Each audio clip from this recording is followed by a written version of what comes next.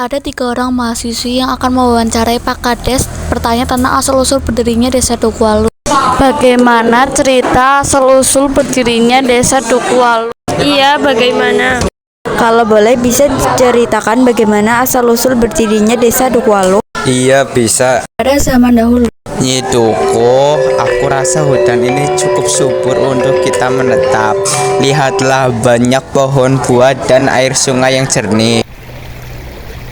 Benar Ki Walu, tapi tempat ini terlalu sunyi. Apakah kita aman di sini?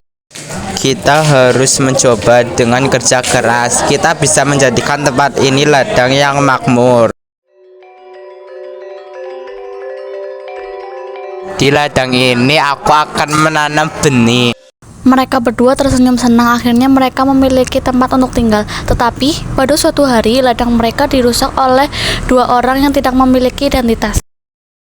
Ki Walu, lihat ladang kita dirusak oleh orang. Apa yang harus kita lakukan? Kita harus mencari cara untuk melindungi ladang ini. Kita akan menanam tanaman ini di sini saja. Semoga tanaman ini tumbuh subur. Akhirnya tempat ini aman lagi. Kupikir tempat ini layak disebut kampung kita. Tapi apa kita akan memberi nama? Nyi Dukuh, tempat ini menjadi rumah berkat kerja kerasmu. Kurasa kita menamainya dengan nama yang berarti. Bagaimana kalau kita gabungkan nama kita? Nyi Dukuh dari namaku, Ki Walu dari namamu. Masalah pun muncul kembali. Tiba-tiba ada pengusik bernama Ki Doeng yang mengganggu warga Desa Dukualu saat sedang menanam. Iki tanduranku. Iki tanduran gone nyonggo. Kenapa Ki Doeng tiba-tiba ada di sini?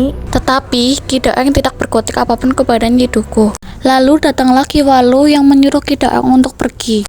Tolong jangan ganggu Desa Dukualu ini. Desa ini sudah makmur. Pergi sana. Lalu Ki Doeng pergi atas permintaan Ki Walu. Setelah masalah terakhir yang di ladang benar-benar berakhir, Ki Walu berkata, Semoga desa ini kelak makmur dan dihuni banyak orang. Ki Walu dan Nyi Dukuh pun tersenyum senang karena pada akhirnya mereka dapat hidup bahagia. Mereka berdua sedang memandangi Desa Dukualu yang kini telah makmur. Desa ini sekarang sudah makmur ya Nyi. Setelah 15 tahun berlalu, Nyi Dukuh dan Ki Walu memutuskan untuk pindah ke rumah baru tetapi masih di Desa Dukualu. Dan di rumah barulah Ki Walu menghembuskan nafas terakhirnya. Mungkin ini detik-detik terakhirku. Tolong jaga Desa Dukualu ini. Jangan ngomong kayak gitu, Ki. Setelah 5 tahun berlalu setelah kematian Ki Walu, Nyi Dukuh pun akhirnya tinggal sendirian dan jalannya pun kini sudah membungkuk. Pada tahun 1916, Nyi Dukuh pun akhirnya wafat menyusul Ki Walu.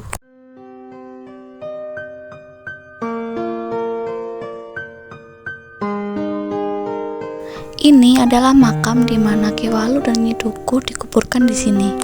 2 orang ini adalah Ki Doeng yang dahulu mengusik ladang dan warga desa yang menggarapi ladang yang dahulu pernah dibela oleh Nyi Dukuh dan Ki Walu.